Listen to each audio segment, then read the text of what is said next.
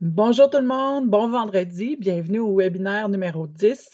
Le thème aujourd'hui sera rétroagir avec Google Classroom. Donc, on va travailler, oui, dans l'environnement numérique d'apprentissage Google Classroom, mais on va se concentrer spécifiquement sur la rétroaction aujourd'hui.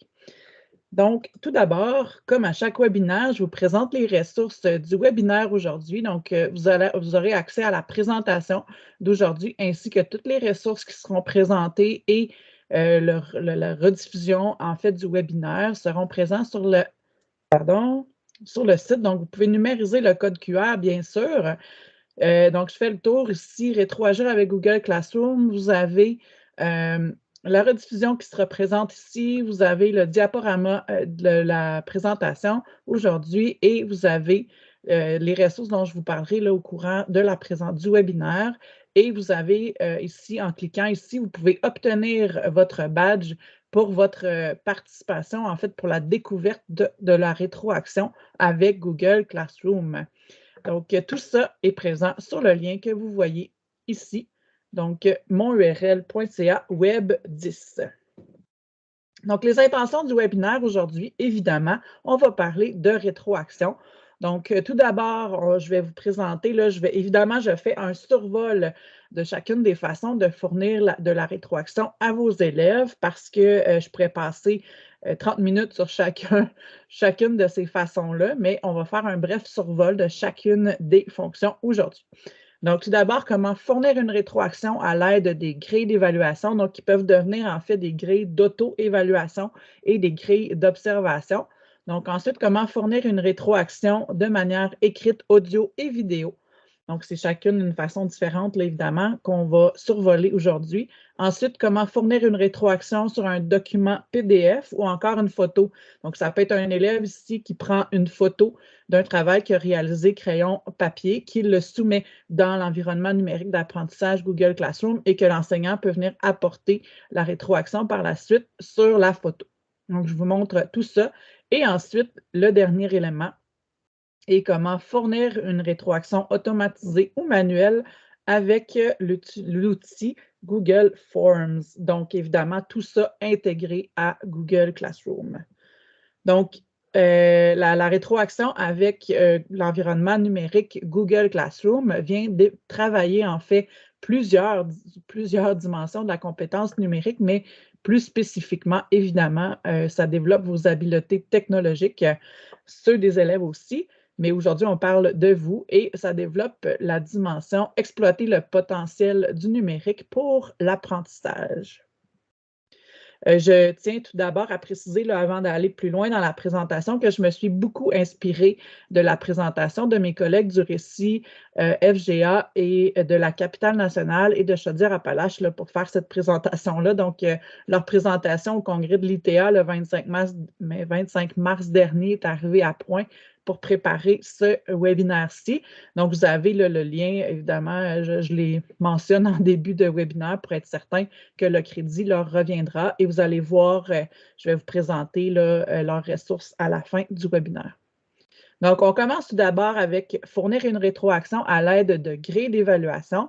Donc, les contextes d'utilisation des grilles d'évaluation, bien évidemment, on peut le joindre à tout devoir pour permettre aux élèves d'abord de leur compréhension des compétences. Donc, c'est important ici de venir travailler à ce que les compétences, donc l'échelle aussi de chacun des critères d'évaluation soit soit vulgarisée pour les élèves, s'assurer de la voir, évidemment, au début, avant même que l'élève amorce le travail. C'est important de leur présenter, qui ait accès et surtout la comprennent pour pouvoir répondre, évidemment, aux différentes attentes de l'enseignant. Et puis, en bout de ligne, tout au long du travail, l'élève peut s'en servir évidemment comme auto-évaluation pour venir travailler sa métacognition, donc se situer par rapport aux différents critères d'évaluation qui seront présentés à l'élève. Donc, comment rétroagir à l'aide de grilles d'évaluation et de commentaires? Donc, on le précise ici, évidemment, là, ces infographies-là viennent justement de la présentation là, que je vous ai parlé du congrès ITA. Donc, je les ai réutilisées sans mettre la source en bas. Je vais y remédier, évidemment.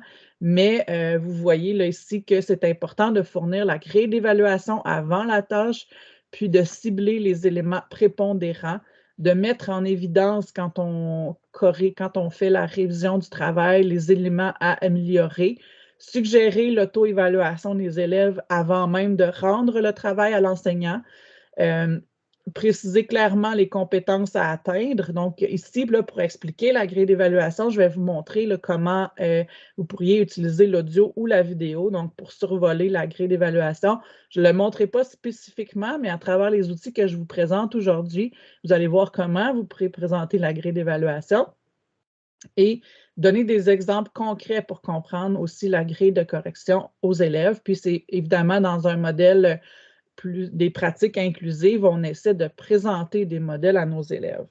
Donc, je me rends sans plus tarder dans mon Google Classroom où j'ai déjà développé là, une section pour aujourd'hui. Donc, ici, j'ai créé un devoir, j'ai déjà ajouté une grille d'évaluation qui est là. Donc, comment ça s'affiche une grille d'évaluation? Donc, vous voyez, là, c'est celle que j'ai créée. On voit qu'il n'y a pas de critères d'évaluation.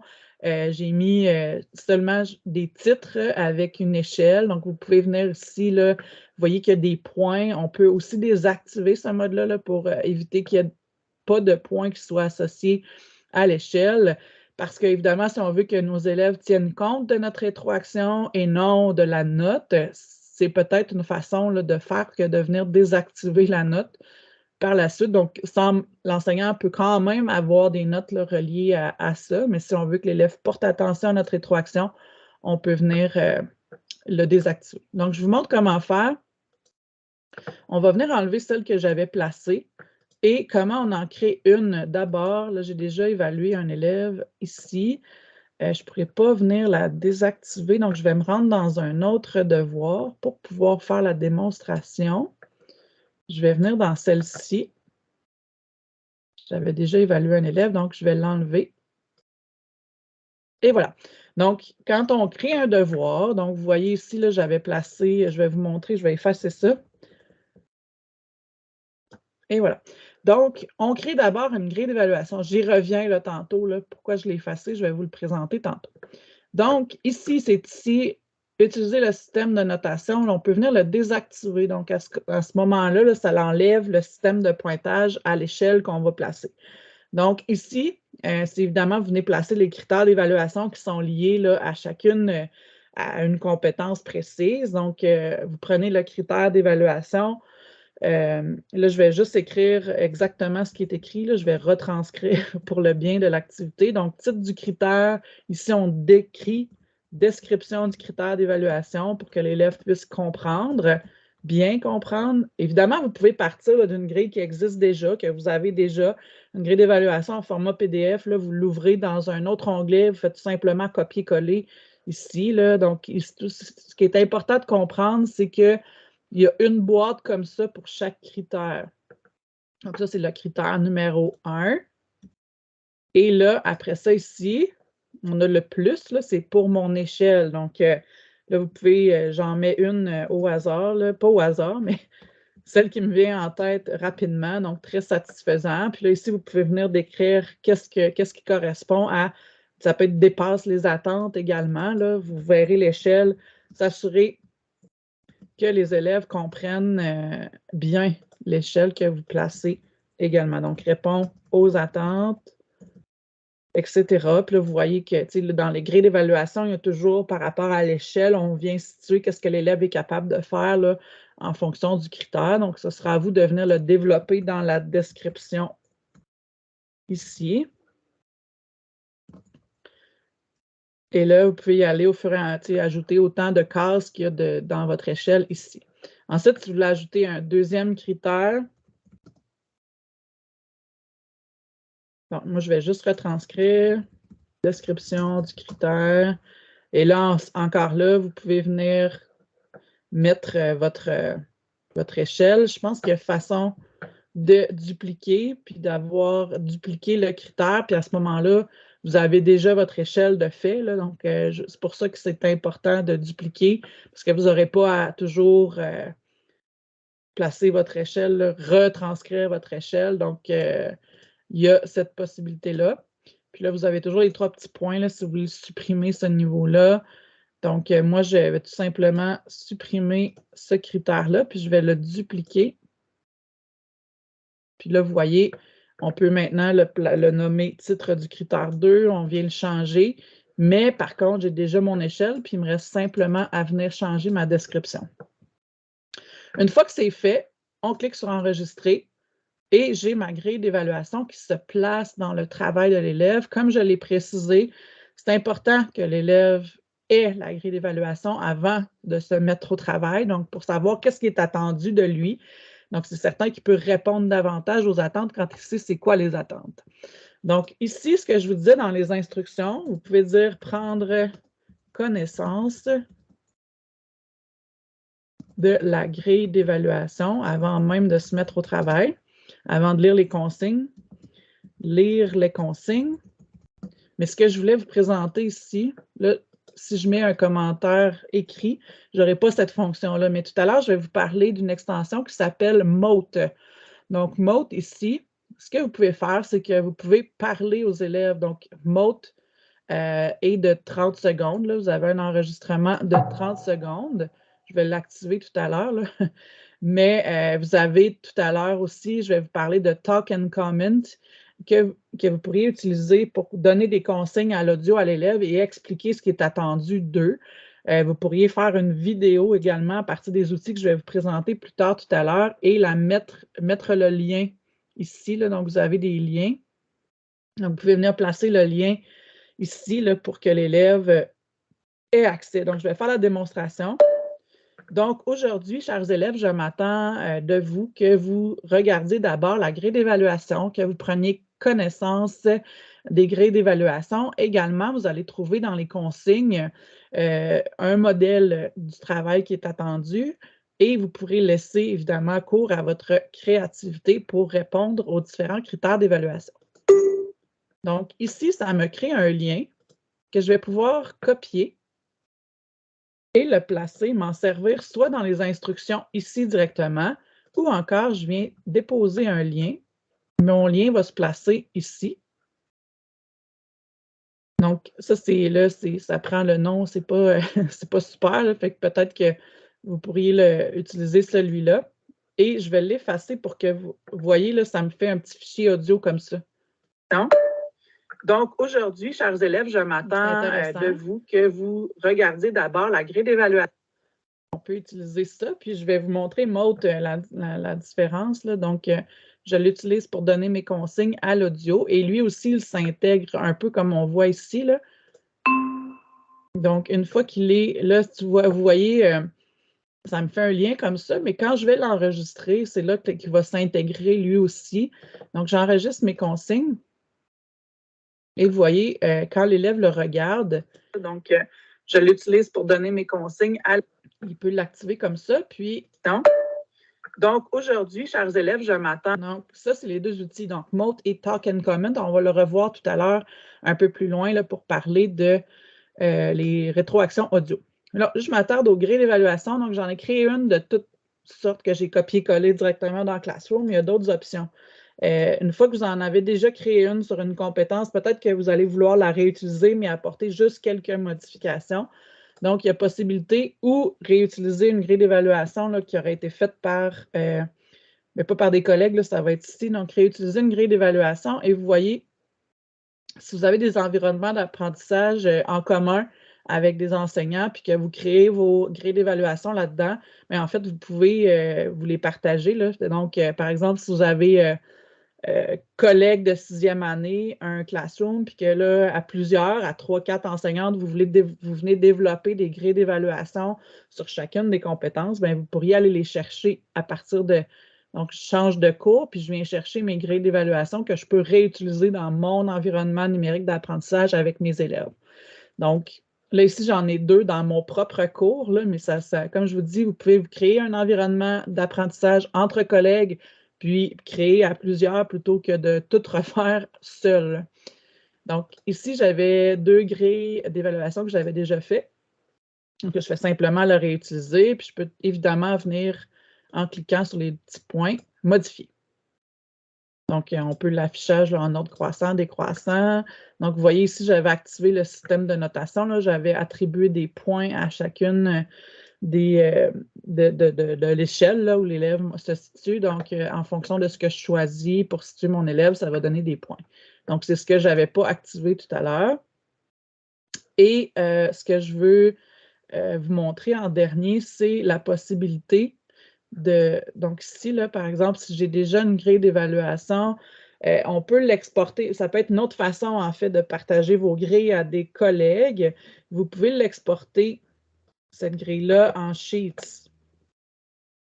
Donc, elle va aller se déposer automatiquement dans Sheets.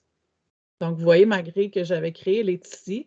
Donc, ça, là, vous pourriez vous en servir pour créer, une fois que le modèle est là, puis que vous l'avez exporté, vous pouvez vous faire plusieurs onglets ici, là, pour, en fait, vous pouvez créer une copie de ce document-là, puis repartir toujours de celui-là, puis venir simplement changer. Ça peut être votre modèle, vous en créez, quand vous voulez en créer un nouveau, faites créer une copie. C'est plus facile pour vous de travailler directement dans Sheets. Donc là, vous voyez, je l'ai pas, je vais le modifier, là, je vais juste mettre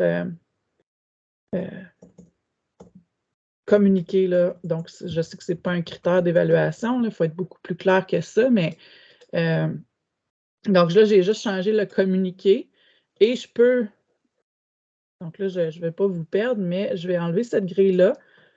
Puis ce que je peux faire quand je crée des modèles là, dans Sheets, puis que c'est là que je les modifie, je peux, à partir de grille d'évaluation, importer à partir de Sheets. Là, évidemment, mon modèle va se placer ici, là, le premier, mais vous avez la fonction de recherche.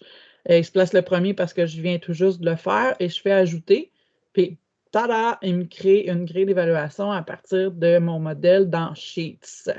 Donc, ça peut être une façon aussi, là, parce que si vous le partagez entre collègues, si une collègue a développé une grille dans Classroom, elle peut vous le partager en l'exportant comme ça aussi, sans que vous ayez à vous créer un Classroom en commun. Donc voilà, ma grille s'est placée ici. Et voilà, c'est la façon de faire là, pour les grilles d'évaluation. Puis maintenant, comment on évalue à partir d'une grille d'évaluation? Je vais venir dans le travail d'un élève ici. Donc, je vais faire afficher le devoir et je vais venir voir ce que Corinne a fait ici. Et là, par la suite, là, vous voyez, je l'ai déjà évalué, mais je vais faire effacer ici pour que j'efface ce que j'ai fait. Donc là, vous voyez, c'est mis, je vais repartir, effacer, je vais tout effacer, là, mon évaluation. Donc ça peut être la même chose aussi si un élève vous a remis une nouvelle version de son travail, là, vous pouvez repartir à zéro pour l'évaluer. Donc, je veux ici afficher là, chacun des critères. Donc, normalement, ce n'est pas écrit titre du critère. Là. Vous avez votre critère d'évaluation qui s'affiche là. Et vous pouvez venir situer votre élève par rapport au travail. Donc, vous pouvez les dévoiler comme ça et vous venez l'évaluer. Donc là, ici, il y avait des points d'attribuer. Donc, vous voyez qu'en haut, il s'est placé une note sur 100. Donc, par rapport aux critères que j'avais placés. Donc, il l'a converti parce que moi, ma grille d'évaluation allait jusqu'à 80. Donc, vous pourriez changer le nombre total de points. Là, ça peut être 80 aussi, tout simplement. Donc, ici, là, c'est 45 sur 80. Ça ne fonctionne pas vraiment. Il n'a pas fait la conversion une fois que... Mais bon, vous pouvez changer le nombre total de points qui sont ici. Donc voilà, on a fait la correction à partir, puis l'élève, ce qu'il voit de son côté, c'est important. Je vais vous présenter ici l'élève. Quand il va faire afficher le devoir, il va voir sa grille d'évaluation comme ça. Donc ça, c'est la vue de l'élève. Et vous voyez ici, là, il y avait aussi, on avait placé notre commentaire audio qui est là. Donc ça, et après, qu'est-ce qu'on avait fait? Je vais retourner ici dans mes travaux et devoirs. Puis, donc, ça, c'est ce qu'on avait placé. Je ne l'avais pas réactivé. Là. Je vois ma correction, je vois le fichier audio qui a été déposé par mon enseignant. Donc, j'ai accès à tout ça. Et je peux venir voir les explications. Donc, j'ai le fichier encore là, audio, les noter. Donc, voilà ce que l'élève voit de son côté. Si on poursuit, on est rendu, je vais changer, je vais aller dans mon compte à moi. Là, ici, c'est important, évidemment, une fois que là, on est en brouillon, vous voyez, donc l'élève ne voit pas son résultat tant et aussi longtemps que l'enseignante ne fait pas rendre. Donc, quand il est rendu, donc on voit l'élève avait 45, là, maintenant, il y a 45 puis auparavant, il avait 65 on fait rendre et à ce moment-là, la note, elle est visible par l'élève. Donc, je vais retourner voir dans le compte de l'élève. Donc là, il devrait avoir accès à sa nouvelle correction. Donc, 36 sur 80. Donc, il y a accès, là, vous voyez, les rétroactions sont là. C'est des rétroactions que j'ai fait à l'oral, donc audio. On va aller voir ça là, à l'instant, comment faire pour faire des commentaires audio. Donc, on va se rendre dans mon compte. On va revenir à la présentation. Donc, c'était pour les grilles d'évaluation. Maintenant, comment fournir une rétroaction à l'écrit, donc aux élèves. Donc, c'est important là, quand vous faites la rétroaction à l'écrit, de commenter des éléments, par exemple, ça peut être dans un contexte où on a un texte d'élève, donc c'est de commenter des éléments précis du texte là, pour engager une conversation avec l'élève. Vous pouvez utiliser le mode suggestion pour soumettre des pistes de réflexion ou des idées aux élèves. Puis, vous pouvez aussi utiliser le mode modification pour mettre en évidence des critères atteints ou non atteints. Puis, je vais vous montrer là aussi comment utiliser la fonction archive des commentaires. Donc, on se rend à nouveau dans mon Classroom. Je viens dans le devoir. On va se rendre dans le même devoir. Je corrige le travail de mon élève ici. Donc, je vous parlais, là, je ne passerai pas beaucoup de temps, là, mais on a différents modes. Quand je vous parlais du mode suggestion, c'est ici là, que vous pouvez venir soumettre des pistes en travaillant directement dans le texte de l'élève, puis en proposant des pistes de réflexion. Donc là, il voit ce qu'on a modifié, puis ça affiche des commentaires ici dans la barre de droite là, sur ce qu'on a modifié dans son texte. On peut changer. Ici, le mode édition, vous pouvez venir modifier directement dans le texte de l'élève. Mais ici, si vous voyez que c'est suggéré, en fait, pour des élèves qui travaillent avec un iPad parce qu'ils n'ont pas accès, eux, aux commentaires qui sont placés là, dans la barre de droite.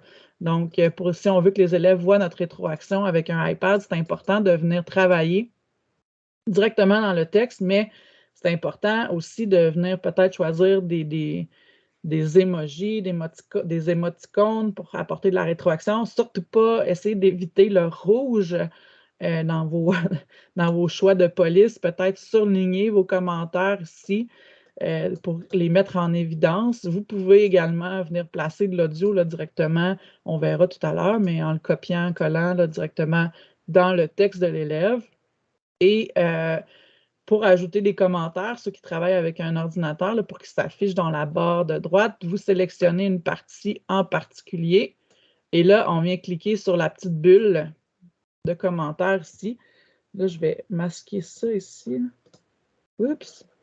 Donc, vous sélectionnez un passage de texte sur lequel vous voulez apporter votre commentaire. Et là, vous voyez, la bulle de commentaire ne s'affiche. Elle n'est pas là. Ah oui, elle est là.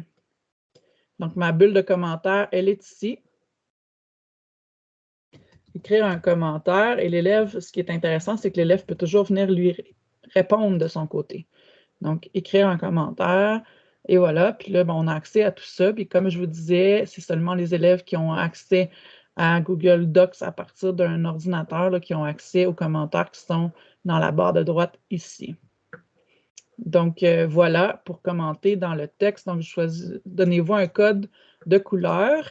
Et ce qui est intéressant, c'est qu'ici, là, vous avez accès à votre grille d'évaluation. Donc ça, c'est puis là, vous pouvez venir placer là, des commentaires ici généraux dans la barre complètement à droite, là, quand vous pouvez le faire à l'écrit, à l'audio, en vidéo aussi, une fois que vous avez révisé le texte. Mais aussi, ce qui est intéressant, c'est les archives de commentaires. Donc, vous pouvez vous faire une banque de commentaires ici de rétroaction que vous utilisez souvent.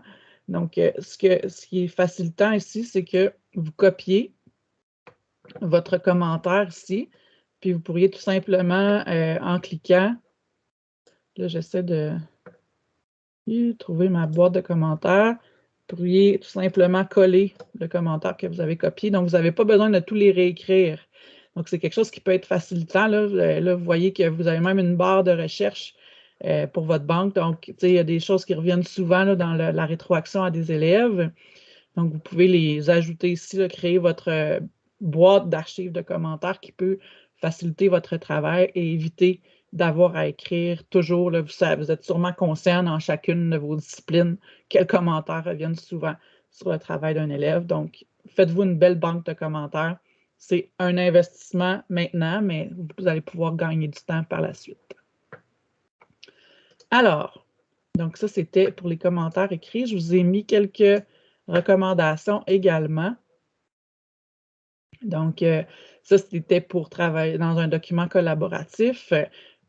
Et maintenant, si on y va avec la rétroaction à l'audio, donc ça peut être des contextes d'utilisation, là, évidemment, ça peut être un retour sur la phonétique en francisation, ça peut être une bonification d'une argumentation, vous pouvez en fait relire des démarches d'élèves, des textes d'élèves avec eux, puis apporter votre rétroaction de façon audio et spontanée pour les élèves. Donc, les outils qu'on utilise pour faire ça, je vous en ai présenté deux tout à l'heure. Donc, on a Talk and Comment et Mote, qui sont toutes deux des extensions Chrome. Donc, on l'installe, puis on peut l'utiliser après ça. Là, vous voyez, Mote se place dans tout. On peut l'utiliser dans Google Présentation, entre autres, s'insère facilement dans Google Présentation. Vous pouvez aussi l'utiliser dans dans Google Docs également. Donc, il s'intègre facilement, mais avec la version gratuite, là, vous avez évidemment une limitation. Donc, c'est 30 secondes d'enregistrement, mais vous pouvez en faire plusieurs, puis il peut vous être utile aussi. Puis ce que j'aime bien, c'est qu'il s'insère. Donc, il s'insère, ça ne fait pas juste seulement un lien. Donc, il est quand même intéressant. Puis quand l'élève le consulte sur un iPad, ça va tout simplement, il va devoir l'ouvrir dans son furteur Chrome là, à partir de l'endroit où vous l'avez mis. Donc, il l'ouvre sur son furteur Chrome, puis il va pouvoir l'écouter par la suite, puis même y répondre avec un commentaire audio également. Et Vocaroo, lui, de son côté, je vous ai placé un petit tutoriel, il est très, très simple d'utilisation. C'est un site web. Donc, c'est évidemment, ça génère un lien. Vous pouvez télécharger l'enregistrement par la suite. Ça vous donne un fichier audio. Donc, c'est 3 outils que vous pouvez utiliser pour laisser de la rétroaction de façon audio. Donc, ici, là, on dit que l'impact est majeur là, quand on laisse une rétroaction audio. Vous pouvez écrire quelques mots-clés pour introduire l'audio, évidemment, segmenter la rétroaction, donc parce que notre capacité d'attention, évidemment, est à 400 mots, donc 2 minutes d'enregistrement, c'est 400 mots, donc ça fait beaucoup à enregistrer dans notre cerveau, là.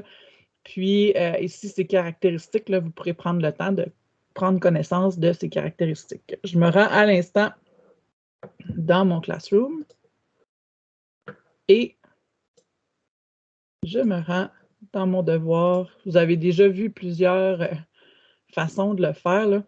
Donc, j'ai déjà mis ici de l'audio dans mes consignes. Donc là, j'essaie de trouver un endroit où j'ai un travail. Donc ici, j'ai un travail qui a été remis par l'élève, qui est un PDF, mais j'ai quand même la possibilité d'ajouter des commentaires. Donc ici, vous voyez la fonction « Ajouter un commentaire ». Donc, il faut que je sélectionne une zone et je peux venir mettre une bulle.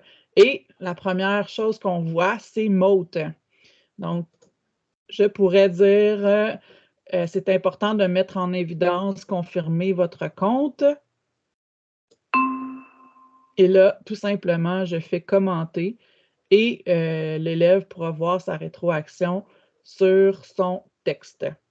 Pour les élèves qui ont iPad, je vous suggère de passer par ici pour apporter vos commentaires. C'est certain que vous ne pouvez pas cibler des éléments, mais ici, si on ajoute notre commentaire ici, l'élève va pouvoir y avoir accès plus facilement. Puis comme je vous disais, il a besoin de le lire là, à partir de Chrome. Donc, ça va l'ouvrir dans Chrome tout simplement. Donc, ça, c'est Emote. Donc, vous voyez, il s'insère, lui, on voit toujours le petit logo là, facilement ici.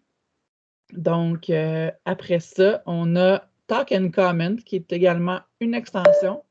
Et lui, il est toujours placé là, dans le coin, pas dans le coin, mais à peu près dans le milieu de votre écran à droite. Et là, j'enregistre mon commentaire. Une fois qu'il est enregistré, j'ai mon lien que je viens copier et que je viens coller, par exemple, dans, là, si je sélectionne quelque chose ici, il faut que j'ai une sélection d'un élément, donc ici, et là, je peux venir dans ma boîte de commentaires, placer mon commentaire audio, puis là, ça me donne un lien que l'élève va ouvrir par la suite et il va pouvoir écouter mon commentaire, voilà. Puis, il y a réponse possible à cette note audio-là, donc l'élève pourra toujours faire entendre sa voix à partir de là. Donc, il y a possibilité de le mettre tout simplement dans les boîtes de commentaires ici, dans nos boîtes de texte. Et comme je vous ai montré dans le travail tout à l'heure, quand c'est un Google Docs et que les élèves travaillent en iPad, on peut venir tout simplement cliquer, en fait, coller le lien en haut de son texte, là, puis il pourra l'écouter tout en lisant son texte. Donc, c'est facile avec des liens comme ça.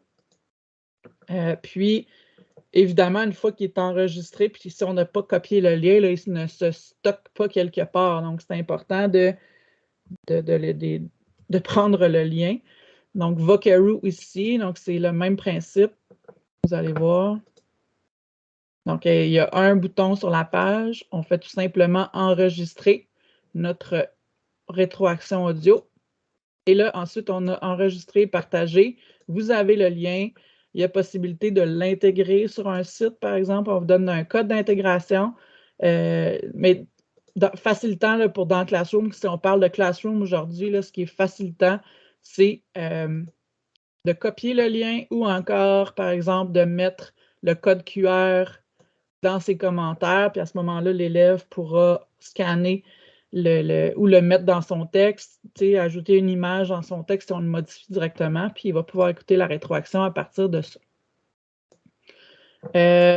Si vous avez des commentaires, encore là, tantôt j'ai parlé de la fonction archive de commentaires, mais dans le cas des commentaires audio, comme on vient de voir, là, pour apporter de la rétroaction audio aux élèves, vous pourriez vous faire un document, un Google document avec un tableau dans lequel vous faites, si vous l'utilisez puis qu'il n'est pas nécessairement personnalisé à l'élève puis qu'on nomme pas l'élève, en fait, vous pourriez vous faire une banque en venant copier vos liens de Talk and Comment, de Mote, etc. Puis là, vous pourriez venir chercher vos liens tout simplement, là, puis les coller dans le travail d'élève s'ils ne sont pas personnalisés, parce que c'est évidemment, si on parle d'une élève qui s'appelle Karine et que c'est destiné à Corinne, évidemment, ça ne fonctionne pas. Mais si vous avez encore là des commentaires plus généraux, vous pourriez vous faire une banque de cette façon-là.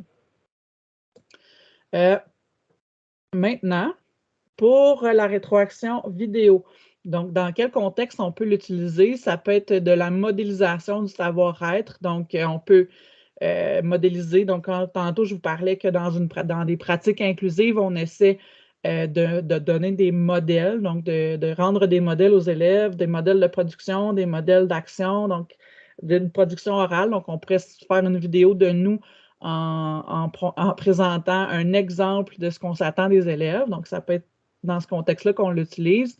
En expliquant, en donnant des explications qui nécessitent un appui visuel, par exemple, si on corrige, on veut faire une rétroaction sur un élément mathématique, une démarche mathématique, en fait, on veut sûrement pouvoir annoter ou montrer des éléments directement là, dans la démarche de l'élève. Donc, la rétroaction vidéo peut être très intéressante dans différentes aussi, là, retours sur des stratégies d'organisation, etc. Encore là, il y a deux outils qui sont possibles. Là. Il y a Screencastify que j'utilise beaucoup et il y a Loom pour éducation. Donc, Loom pour l'éducation, en fait, c'est comme les outils d'audio que je vous ai présentés, là, ça génère des liens. Vous pourriez toujours, dans les deux outils qu'il y a là, télécharger les vidéos puis les mettre après sur YouTube. Mais ce qui est intéressant, c'est que vous enregistrez, copiez le lien directement, placez le lien dans les commentaires de l'élève, puis il va avoir accès à votre rétroaction. Donc, c'est le lien qui est intéressant ici. Là. Il n'y a pas toute la manipulation d'aller le placer sur YouTube, etc. Donc, Screencastify est quand même limité. Les deux versions sont limitées si on n'a pas... Donc, Screencastify est payant et Loom, on peut faire une demande. Moi, j'ai fait la demande qui tarde à être acceptée, mais il y a Loom pour éducation. Je vous placerai le lien. Il y a possibilité de faire une demande, puis on a l'accès gratuitement à plus que 5 minutes. Mais sinon, si on a la version gratuite, là, Screencastify, on a 5 minutes. Mais je pense que c'est très suffisant pour faire de la rétroaction à nos élèves. Là. On évite de dépasser, évidemment, 5 minutes. Donc, ces deux outils-là sont parfaits pour ça. Donc, à quoi on réfléchit? Donc, celle-là aussi, elle a un impact majeur. Là. Donc, on a la rétroaction audio et vidéo. Elle a un impact majeur sur les apprentissages des élèves. Créer une vidéo très courte et ciblée. Donc, c'est important. Mettre la production de l'élève à l'avant-plan, puis éviter les distractions visuelles. Donc, les caractéristiques, là, vous pourriez en prendre connaissance par la suite. Je vous présente rapidement ce que... là, je vais m'ouvrir un Jamboard pour pouvoir venir faire des annotations.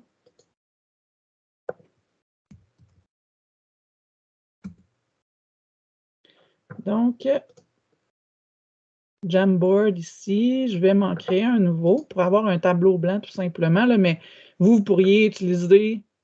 Ah, ben c'est ce que je... Non, je vais le faire. OK. On pourrait regarder tout simplement le travail d'un élève. Je vais revenir dans mon Classroom. Et là, je vais rétroagir à partir d'un travail d'élève.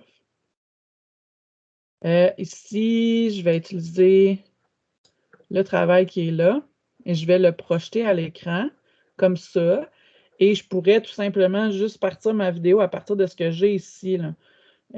Mais on pourrait utiliser Jamboard, qui est un tableau blanc, puis on pourrait avoir les outils d'annotation. Mais dans Screencastify, on a déjà aussi les outils d'annotation. Donc, Screencastify, on peut l'utiliser, c'est comme une extension aussi. Là, vous le voyez dans ma barre d'outils ici. Et là, je choisis à partir de quoi je vais enregistrer. Donc, moi, je vais enregistrer là, cet onglet-ci. Je peux activer ma webcam. Et là, je vais faire enregistrer. Donc, évidemment, quand l'élève nous voit, c'est toujours plus pertinent. Donc, on a l'impression qu'on s'adresse à lui. Donc, vous avez des outils ici d'annotation. Là, vous avez des différents types de souris qui peuvent mettre un focus. Donc, ici, on parle à l'élève de cette phrase-là spécifiquement ou de ce paragraphe-là, etc. Donc, on a différents types de souris. On a des outils d'annotation qui ne viennent pas travailler directement dans le texte de l'élève, mais c'est juste en superficie sur l'écran. Mais on peut mettre un emphase sur quelque chose. Donc, je vous disais tout à l'heure d'éviter d'utiliser le rouge, mais il y a plusieurs palettes de couleurs.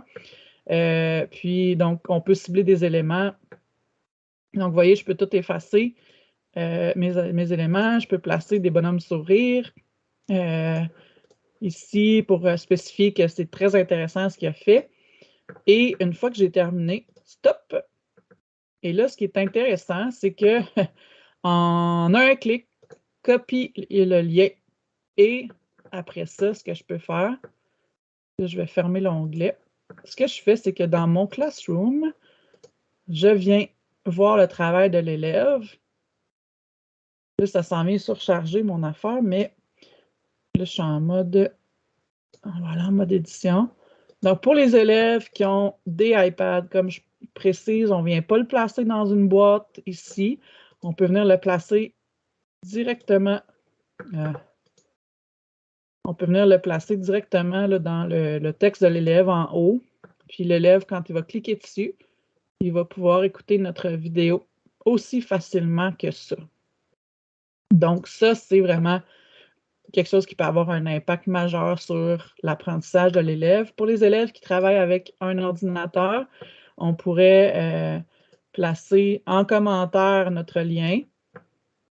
Là, je vais effacer certaines affaires. Je me place un commentaire et je fais tout simplement coller mon lien. Donc, c'est facile, c'est simple. L'élève clique sur le lien, il a accès à notre vidéo. Il n'y a pas de téléchargement sur YouTube, donc c'est simple et rapide. On a parti l'enregistrement, vous voyez, ça a pris 2 secondes, puis l'élève a accès déjà à sa rétroaction. On pourrait venir placer cette rétroaction-là dans la boîte de commentaires en bas, ici, faire publier. Et là, il y a accès à ça ici. On peut aussi venir le placer, là, on l'a mis dans les commentaires là. Bref, il y a vraiment plusieurs façons, là. La boîte de commentaires ici, comme je vous disais, les élèves qui ont un iPad, c'est une solution à privilégier parce qu'il y a accès à cette boîte de commentaires-là qui s'affiche en dessous de son travail. Puis, directement dans le texte aussi, il y a accès à partir d'un iPad. Donc, c'est important de savoir ces nuances-là là, pour les élèves qui ont des iPads. Mais sinon, dans la barre à droite, pour les élèves qui ont des Chromebooks, ça fonctionne. Donc, on va se rendre maintenant à la rétroaction à partir d'une photo ou d'un PDF. Donc, ici, l'outil... Oh, je me suis trompée de... je me suis trompée de diapositive, mais les outils qu'on utilise là, dans l'outil, en fait, qui peut nous servir, c'est Kami, qui est une extension également sur Chrome, très intéressante, qui nous permet de venir annoter un fichier PDF. Je vais vous en faire la démonstration. Là, je vais refaire les liens qui sont là, mais donc, lui nous permet de venir annoter le PDF si on est sur un ordinateur, mais ce qui est un gros avantage, là, si on est sur un iPad, qu'on fait notre correction à partir du iPad, c'est qu'on peut prendre notre stylet et directement, là, quand on ouvre le travail d'élève, on a nos petits outils d'annotation. Donc, aujourd'hui, je ne vous le présenterai pas, mais ça se situe en haut à droite, là. Donc, vous cliquez dessus, puis vous avez accès là, à plein de... Vous pouvez mettre des boîtes de texte, vous avez des surligneurs, des crayons. Donc, si vous voulez faire votre correction, des fois, corriger un texte, c'est plus facile à partir d'un iPad, puis de pouvoir écrire de façon manuscrite. Donc, c'est une option. Je vais vous présenter aujourd'hui celle avec Kami. Donc, on va se rendre dans le devoir annoter un PDF ou une photo. Donc là, ici, ce n'est pas obligé d'être un élève qui a fait un travail, qui l'a exporté en format PDF. Là, ça peut être un élève qui a numérisé tout simplement à partir de Microsoft Lens ou encore qui a numérisé à partir de... Le nom m'échappe malheureusement, mais l'outil Google... Bref, il peut avoir numérisé un travail qu'il a fait papier-crayon, puis ensuite, là, c'est facilitant pour l'enseignant de venir corriger en version numérique là, après. Je vais vous le redire tout à l'heure, je vais l'écrire dans les commentaires quel est cet outil. L'outil m'échappe. Donc, on peut numériser là, à partir de cet outil Google-là, puis ça va faire un format PDF. Là, donc, c'est quand même c'est facilitant. Donc, ici, je me rends dans le devoir. L'élève m'a remis, justement, là, c'est comme un fichier PDF qu'il y avait ici. Et en tant qu'enseignante, donc, on peut avoir, même sur un fichier PDF, là, vous pouvez venir placer de l'audio. On l'a fait tout à l'heure, donc vous voyez un commentaire audio avec Maude, vous voyez un commentaire audio avec Talk and Comment. Vous pouvez avoir une grille d'évaluation, donc tout ça là, peut s'interrelier. Ici, on a Grade with Kami. Donc, celui-ci, je vais le faire avec Kami. Donc là, vous voyez, automatiquement, parce que je l'ai installé, là, donc c'est important que vous l'ayez installé. Je peux venir, et les élèves aussi, s'ils ont un Chromebook, sinon les élèves vont voir vos annotations quand même, mais ne verront pas nécessairement vos commentaires qui sont ici. Là. Donc, si les élèves qui ont un Chromebook ont Kami d'installer, ils pourront avoir accès à vos commentaires qui sont là. Mais sinon, vous pouvez mettre vos commentaires dans la boîte générale ici, sous le travail aussi. Donc ici, là, ça vous donne accès à tous les outils d'annotation, des surligneurs, des notes. On peut changer les couleurs. Donc, vous voyez là ce que j'ai fait. On l'annote. Donc, ici, on peut annoter. Puis comme je vous disais, ça, c'est intégré déjà quand on fait la correction sur un iPad. On n'a pas besoin d'avoir Camille. Et ce qui est intéressant, c'est que si je l'ai ouvert sur mon iPad puis j'ai fait une correction, il crée plusieurs versions là, du texte. Donc là, je vais revenir ici. Donc là, je vais... donc voilà, là, j'ai arrêté. Puis ici, là, vous voyez, ça, c'est ce que j'ai fait à partir d'un iPad. Puis, je peux, à partir de mes fonctionnalités, là, mettre des commentaires aussi, là, comme on a fait. Là, vous avez la petite boîte de dialogue qui est là avec un plus qui nous permet, il faut aller sélectionner, nous permet d'apporter un commentaire sur une zone en particulier. Ça, c'est possible. Puis ça aussi, ça a été modifié à partir d'un iPad. Donc là, vous voyez, j'ai écrit, je n'étais pas avec mon stylet, j'étais avec mes doigts. Là. Évidemment, si j'avais été avec mon stylet, ça aurait été beaucoup mieux écrit. Donc, ça, c'est les possibilités là, de venir annoter un fichier PDF, donc un travail qui a été fait de façon papier-crayon, mais que l'élève a rendu dans Classroom. Puisque le bienfait de ça, évidemment, là, quand on pense pourquoi, là, quand un travail papier-crayon est fait puis qu'on le met dans l'environnement numérique d'apprentissage, en fait, c'est que ça centralise toutes vos preuves d'apprentissage au même endroit. Donc, ça évite d'avoir 1001 piles de corrections que vous apportez à la maison, mais vous avez votre outil numérique et tout est concentré dedans. Donc, c'est le gros avantage de travailler comme ça. Il me reste une façon à vous présenter d'apporter de la rétroaction. Puis il s'agit, donc vous avez là ici des recommandations puis les caractéristiques là, justement de la rétroaction sur un PDF ou une photo. Donc ici, fournir une rétroaction automatisée ou manuelle avec Google Forms. Donc ça peut être des activités de révision puis de consolidation. Donc vous connaissez Google Forms. Des suggestions de ressources en fonction de la réponse donnée. Donc, ça peut être une façon de réviser, puis que les élèves qui n'ont pas besoin de réviser telle partie n'ont pas à l'avoir. Puis, c'est une rétroaction vraiment personnalisée, puis automatisée aux élèves en fonction de où ils sont rendus par rapport à la cible. Donc, comment on fait ça? Donc, ici, là, ce que je retiens, c'est que la rétroaction immédiate est vraiment plus significative. Donc, une fois qu'il a rempli, il n'y a pas le délai d'attente de l'enseignant qui corrige les versions. Donc, l'élève a automatiquement sa rétroaction. Donc, là, je parle ici d'un questionnaire avec Google Forms et non juste d'un Google Forms ordinaire. C'est important de venir le convertir ici. Puis, évidemment, essayez d'éviter de venir noter en pourcentage, là, voir la note, si l'élève a 90 il ne s'attardera pas à la rétroaction que vous avez apportée, à la vidéo que vous lui avez recommandée, par exemple, pour la question qu'il ne maîtrisait pas, par exemple. Donc, puis éviter les formules simples aussi dans les commentaires de rétroaction comme bravo ou ah, dommage avec un bonhomme sourire. Pas un bonhomme sourire pour le dommage, évidemment, là, mais donc ça, c'est des recommandations pour le questionnaire. Maintenant, comment on fait? Je vais fermer certains... donc là, je me rends dans mon Classroom. J'ai un devoir qui s'appelait questionnaire. Donc, ce que j'ai fait... ça, c'est moi, j'ai déjà répondu. Ce que j'ai fait, là, je vais recommencer de zéro, c'est que je vais modifier. Et j'ai créé tout simplement à partir d'ici un Google formulaire. On va le faire une deuxième fois. Et là, il m'ouvre le formulaire. Ce qui est important, première manipulation, c'est de le convertir en questionnaire. Donc, est-ce que, là, les notes, mais ce n'est pas les notes, mais c'est plus la rétroaction, là, comme je vous disais, si on n'attribue pas de pourcentage à nos réponses de points, bien, est-ce qu'on veut que l'élève reçoive immédiatement la rétroaction? Donc, évidemment, oui, parce que l'élève va le recevoir là, dès qu'il a fini de remplir le formulaire. Il va savoir qu'est-ce qui a manqué comme réponse. Puis, à partir de ce que vous avez donné, il va pouvoir là, faire un retour sur ses apprentissages. Donc, ici, c'est important de le mettre en questionnaire. Puis, si vous avez la fonction mode verrouillé, pour les Chromebooks. Donc, les élèves, à ce moment-là, ne peuvent pas naviguer, ouvrir d'autres onglets pendant qu'ils répondent au questionnaire. Puis, ici, c'est toutes les choses que vous pouvez venir personnaliser là, par rapport à votre questionnaire. Je ferai seulement une question. Là.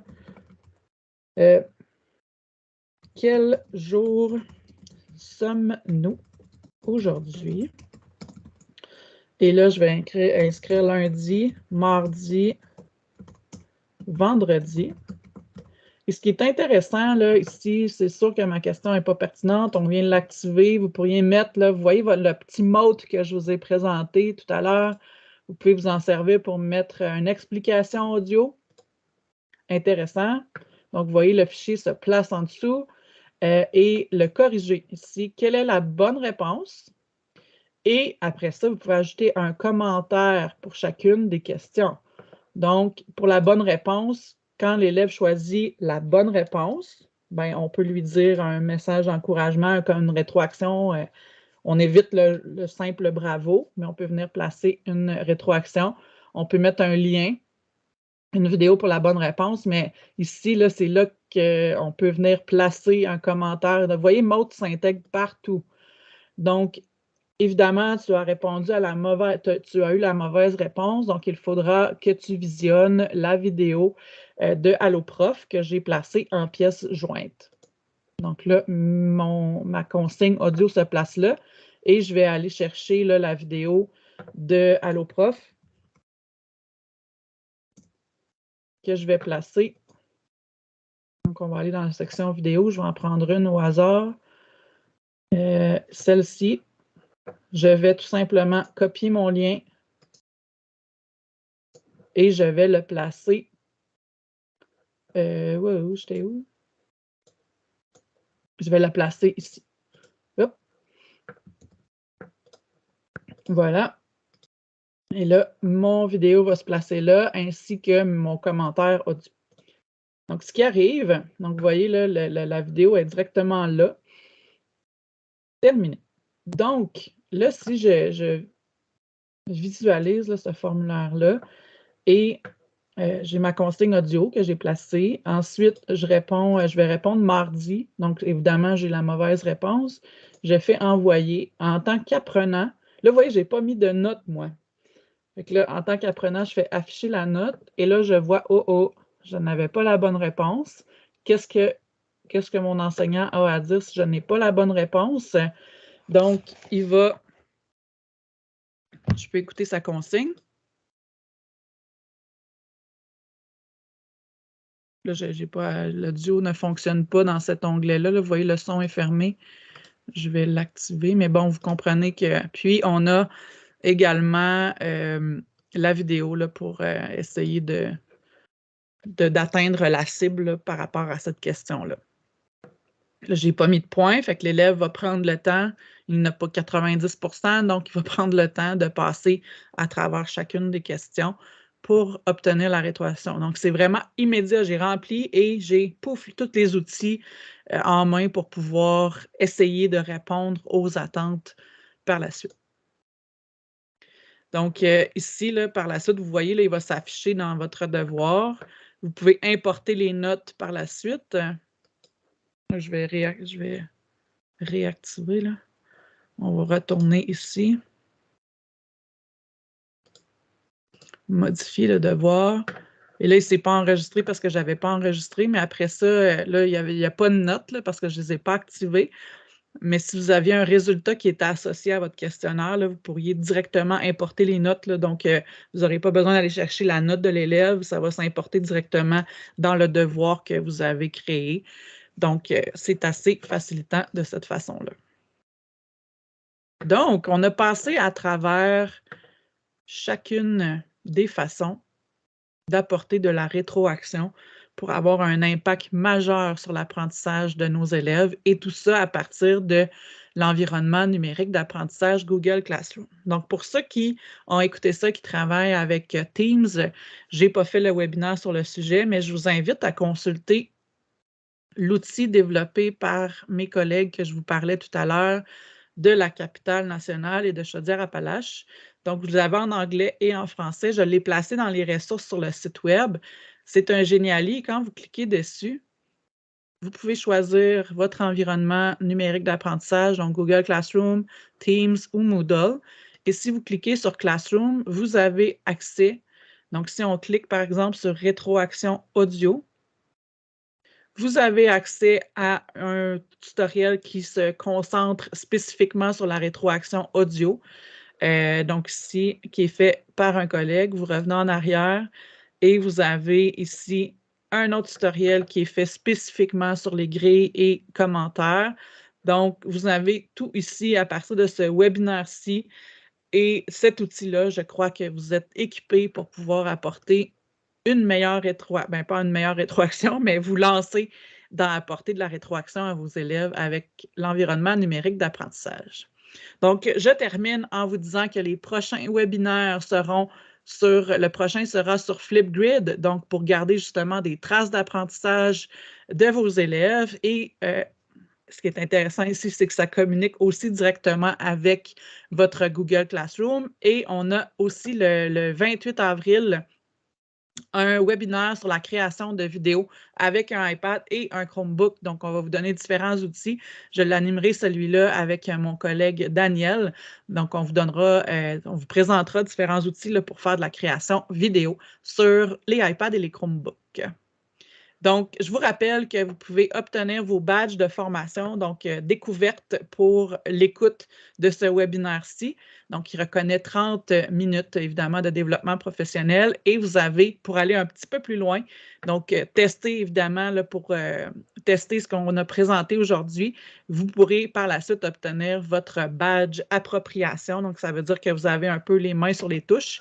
Et si vous ne savez pas là, comment faire pour obtenir votre badge, j'ai la marche à suivre ici, tout simplement. Sinon, vous numérisez le code QR ou que vous cliquez sur le code QR qui mène vers l'endroit pour obtenir le badge. Et par la suite, si vous avez des questions, n'hésitez pas. Vous pouvez communiquer avec moi de différentes façons. Donc, mes coordonnées sont là. Et je vous souhaite à tous une belle fin de journée. Au revoir!